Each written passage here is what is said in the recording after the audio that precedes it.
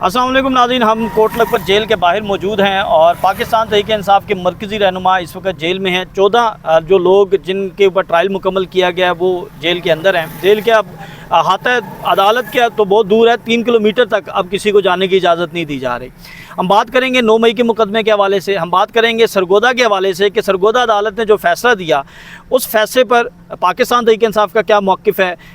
इस फैसले में मैंने जो अभी तक जो इसको देखा है, समझा है, इसमें कोई तफरीक नहीं रखी जज साहब ने। जज साहब ने ये नहीं देखा कि ये शख्स जो है मौके पर मौजूद था नहीं था, ये शख्स साजिश में था नहीं था, हत्ता कि वो लोग जो साजिश में थे भी नहीं, जो मौके पर मौजूद नहीं थे उन्हें भी 10 साल, जो लोग थाना जलाने के लिए गए उन्हें भी 10 साल, जो लोग वहाँ पर मौजूद पाए गए उन्हें भी 10 साल। हैरानकुन तौर पर इसमें एक चीज़ ऐसी है कि तारिक साहब जो हैं वो मरकज़ी मुल्ज़िम हैं, मरकज़ी मेन जो थाना को जला रहे थे, उन्होंने पाकिस्तान तहरीक इंसाफ को छोड़ दिया। उसके बाद जो है वो बेगुनाह करार, वो ना ट्रायल में आए ना उन्हें कोई सज़ा हुई।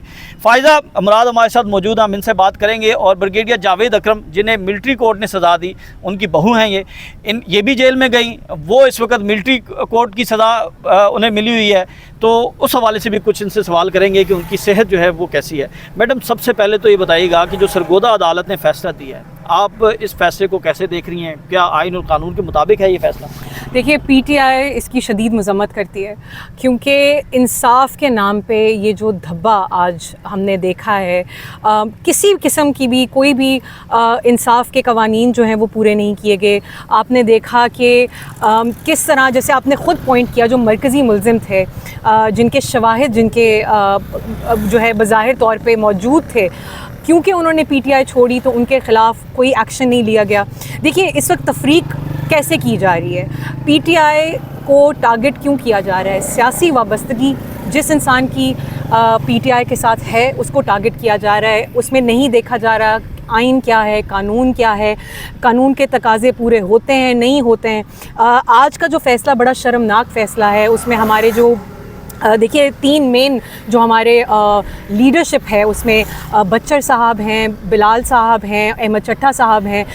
देखिए, ये सियासी तौर पे भी एक डेंट डालने की कोशिश की जा रही है क्योंकि अब सज़ा के बाद ऑब्वियसली डिसीट किया जाएगा और अब आप देखेंगे कि कैसे इलेक्शन कमीशन जो है वो फटाफट हरकत में आएगा और सियासी तौर पे पीटीआई को निशाना बनाने के लिए आज एक तारीख फैसला जो वही इलेक्शन कमीशन है जो कि मखसूस नशस्तों पर जो है सुप्रीम कोर्ट के फैसले पर अमल दरामद नहीं। देखिए, इलेक्शन कमीशन जो है उस पर ना सुप्रीम कोर्ट का ऑर्डर जो है वो चलता है, ना उनका कोई बस है, ना किसी और का। इलेक्शन कमीशन इस वक्त जो है वो एक गली का गुंडा बना हुआ है और जिधर से ऑपरेट होता है उनकी मर्जी चल रही है। ठीक, 9 मई के हवाले से बताइएगा कि 9 मई में इस वक्त जो ट्रायल हो रहा है इसमें क्या अहम चीज़ें हैं जो आप समझती हैं कि ये आपके नैरेटिव को, आपके मौक़िफ़ को जो है दुरुस्त साबित करती है? देखिए, जो ट्रायल आपने बड़ा ज़बरदस्त कवर किया जो 97/23 का, जिसमें इतने जो है वो हमारी जो ट्रायल टीम उसने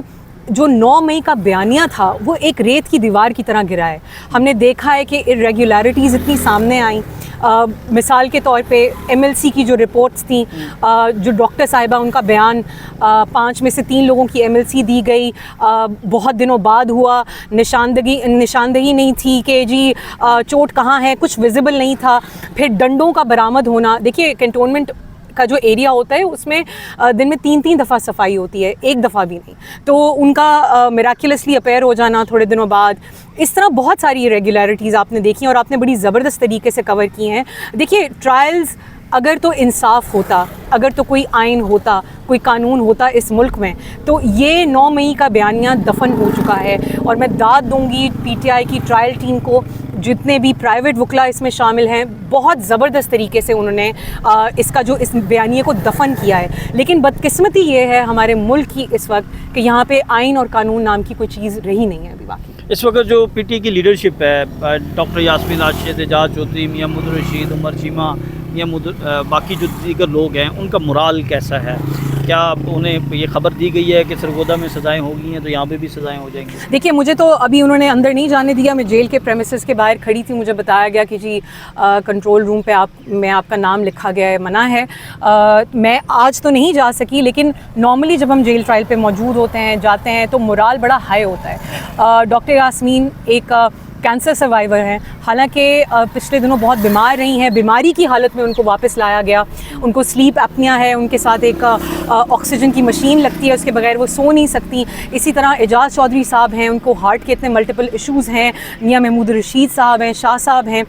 देखिए मोराल उन सब का बहुत हाई है, बल्कि वो जो बाकी कारकुनान जेल ट्रायल पे आते हैं वो उनका, हम सब का, वकला का, सब लोगों का वो मोराल हाई रखते हैं। और उनको बड़ा देखिए उनको देखिए वो तो सब आंखों से देख रहे होते हैं। आपने रिपोर्ट भी किया कि कैसे शाह साहब ने कुरान हाथ में उठा के कहा कि अगर मेरे ऊपर साबित कर दिया जाए कि मैं 9 मई की साजिश में शामिल हूँ तो मतलब कोई प्रूफ तो लेके आइए इनके ख़िलाफ़। आपने 2 साल से एक सीनियर लीडरशिप को सियासी वाबस्तगी की बिना पे बंद किया हुआ है, क्योंकि आप जानते हैं कि इन लोगों के पीछे दुनिया निकलती है। पंजाब मोबिलाइज़ करना इन लोगों के लिए आसान है, इस वजह से उन्होंने उनको अंदर रखा हुआ है। और आप ये भी देखिए कि किस तरह ना एज की तफरीक की जा रही है, ना वहाँ पे मौजूद होना वकूए के ऊपर। शाह साहब उस दिन थे ही नहीं। उसके अलावा बहुत सारी जो वजूहात हैं आपके सामने हैं। जिन लोगों ने पार्टी छोड़ी, जिन लोगों ने प्रेस कॉन्फ्रेंसेस की, वो वहाँ पे मौजूद भी थे, लेकिन इसके बावजूद ना उनका कोई ट्रायल हुआ, ना वो जेलों में गए, ना उनके ख़िलाफ़ कोई कार्रवाई हुई। तो ये देखिए ये सारी एक वेंडेटा है सियासी वाबस्तगी होने पे। लास्ट ही बताइएगा कि ब्रिगेडियर साहब जो हैं उनका हौसला कैसा है? लास्ट टाइम जो चीज़ें रिपोर्ट हुई थी, आपने भी ट्वीट्स किए थे कि उनकी सेहत जो है वो बहुत ख़राब है, बिगड़ी हुई है, तशवीशनाक हालत में है। फिर ब्रिगेडियर साहब की अहलिया जो हैं वो बहुत सख्त बीमार हैं।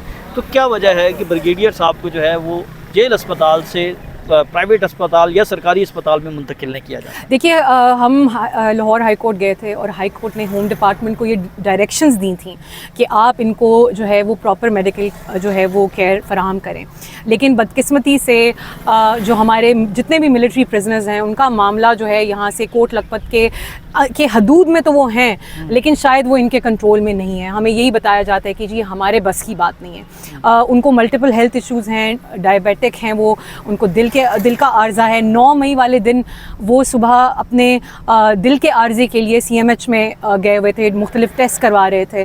तो ये बड़ा अफसोसनाक एक पहलू है कि एक रिटायर्ड ब्रिगेडियर, एक 76.5 एक शहरी जिनका बेदाग करियर है, जिनके ऊपर कोई छोटी मोटी FIR भी नहीं थी, उनको आपने एक निशाने इबरत तो बना रहे हैं, लेकिन उसके अलावा आप उनको बेसिक जो उनके एक ह्यूमन डिग्निटी जो आपको देना चाहिए, एक मेडिकल हेल्थ के हिसाब से उनको जो फैसिलिटीज़ मिलनी चाहिए वो नहीं मिल रही। मोराल उनका बहुत हाई होता है। बाकी सब कहते क्या हैं वो मैसेज जब बात होती है तो क्या कहते हैं कि जी जो हुआ वो ठीक था, गलत था?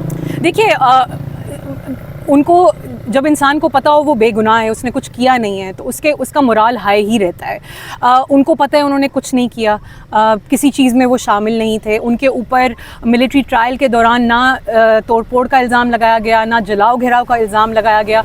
उनके ऊपर जो इल्ज़ाम लगा वो नारेबाजी का था कि जी ये वहाँ खड़े होकर नारेबाजी कर रहे थे, जिसके ऊपर 6 साल की एक सज़ा सुना दी गई, बग़ैर किसी प्रूफ के, बग़ैर किसी कोई CCTV फुटेज के। कुछ दिखाते, नारे लगाते हुए ही दिखा देते हमें। देखिए वो अभी तक उनको ये पैगाम पहुंचाया जाता है कि जी गवाही दे दें, कुछ लिख के दे दें, आपको क्या ज़रूरत है इस उम्र में। आप अभी कुछ हफ्ते पहले उनको ये कहा गया कि आप क्लब जाके बैठें, आप अपने बच्चों के साथ सुकून से घर बैठें, इस उम्र में आपको क्या मुसीबत है, दुनिया घूमें। तो उनका जवाब आगे से ये था कि मैं दुनिया भी बहुत घूम आया हूँ, मैं क्लब भी जाता हूँ, मैं क्लब में बैठ के रोज़ चाय भी पीता हूँ।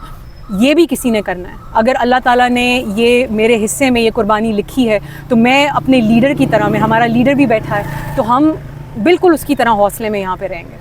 ब्रिगेडियर साहब ने जो है वो हाई कोर्ट में चैलेंज भी किया था कि वो अपील दायर करना चाहते हैं और फैसला जारी नहीं हो रहा, तो उसके हवाले से क्या कोई अपडेट है? जी, उसके हवाले से अपडेट ये है कि हमने ऑर्डर्स मांगे थे, क्योंकि हमने ये कहा था कि देखिए मिलिट्री प्रिजनर्स के जो ट्रायल्स हुए उसके बाद कोई कागज़, कोई जजमेंट, कोई ऑर्डर कुछ सामने नहीं आया। अपील कैसे की जाए जब कोई आपके हाथ में कोई कागज़ ही नहीं है? तो जो हमने दायर की थी पिटिशन, उसमें हमें डायरेक्शन ये दी थी हाई कोर्ट ने कि आप इनसे एक दफ़ा 548 के तहत आप दोबारा इनसे जो है वो ख़त लिख के इनसे, वो हम ख़त लिख चुके हैं, उससे पहले भी हम बहुत खतूत लिख चुके हैं, लेकिन कोई जवाब फ़िलहाल नहीं आया। हमारे साथ फ़ायज़ा मुराद थी और 9 मई के हवाले से, सरगोदा के हवाले से इन्होंने तफसील से बात की। ब्रिगेडियर साहब की सेहत के हवाले से क्या कंसर्न है वो भी बताए, और अभी तक जो है वो जेल में उन्हें डील की ऑफ़र की जा रही है, लेकिन वो पुरज़्म है, डटे हुए हैं और उनका ये कहना है कि वो कुर्बानी देंगे। हमें इजाज़त दें। अल्लाह हाफ़िज़।